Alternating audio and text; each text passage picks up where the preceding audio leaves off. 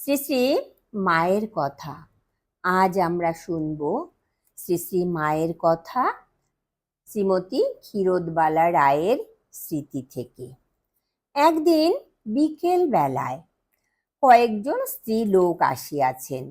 একজন মাকে জিজ্ঞাসা করিলেন, মা, অনেকেই বলে গৌরাঙ্গ মহাপ্রভু নাকি অবতার নন, এ কি সত্য মা?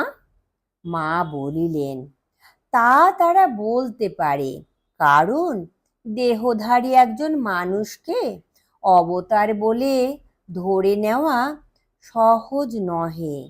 এক কথায় সকলেই যদি অবতার বলে ধরে নিতে পারত, তবে আর তাকে মার খেয়ে প্রেম বিলোতে হতো না।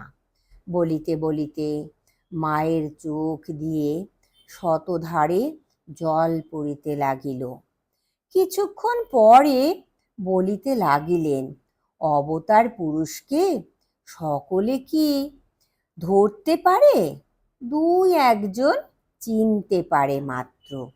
তারা জীব উদ্ধারের জন্য কত যাতনাই না সহ্য করেন। ঠাকুরের গলা দিয়ে রক্ত বের হতো, তবুও কথার বিরাম নেই। কিসে জীবের মঙ্গল হয়? তারপর মা মাগুর মাছের ঝোল, যুবতী মেয়ের কোল, বল হরি বল। গৌরাঙ্গ মহাপ্রভুর এই কথাটি কিভাবে বলা হইয়াছিল, কিভাবে লোকে বুঝিয়াছিল, ইহার প্রকৃত অর্থ কি, সব বলিয়া সর্বশেষে বলিলেন, অবতার দিয়ে তোমাদের কাজ কি? যার যার গুরুই তার কাছে অবতারের চেয়ে অনেক বড় জিনিস, এই মনে করো আর বসে থাকো। আর একদিন বাগবাজারে শ্রী শ্রী মায়ের নিকটে যে মেয়েরা থাকিত, তাদের চালচলন মা খুব লক্ষ্য করিতেন। একটি ঘটি বা বাটি জোরে ফেলিলেও মা খুব বিরক্ত প্রকাশ করিতেন। বিনা কারণে কাহারো সঙ্গে কথা বলিবারও আদেশ ছিল না। একদিন রাধারানী উপর হইতে খুব জোরে নামিতেছে, তাহার পায়ে মল ছিল। উহার শব্দ শুনিয়া মা অমনি ভাবে উপরের দিকে চাহিয়া রহিলেন। দেখিয়া ভয় হইতে লাগিল। রাধু আসিতেই মা বলিতে লাগিলেন, রাধি, তোর লজ্জা নেই?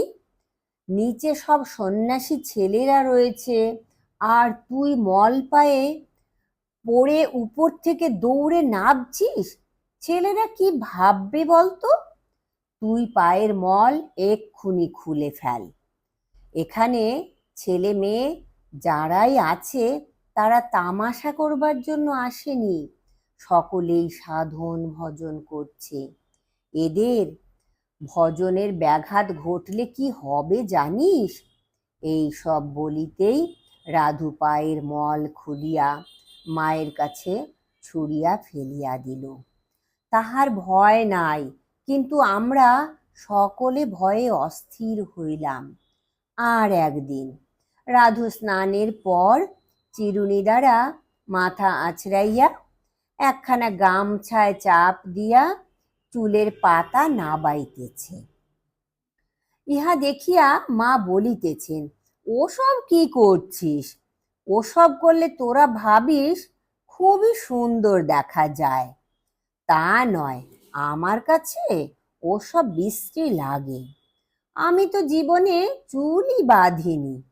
গৌরদাসী এসে কখনো কখনো চুল বেঁধে দিত, তাও আমি বেশি সময় রাখতে পারতুম না, খুলে ফেলতুম। এখন তোদেরই দেখছি অন্য রকম। গোলাপ মা কাছেই ছিলেন। তিনি বলিলেন, তুমি যে মা মুক্তকেশী, তাই চুল খোলা রাখবে না তো কি করবে? জয় ঠাকুর, জয় মা, প্রণাম মা গো।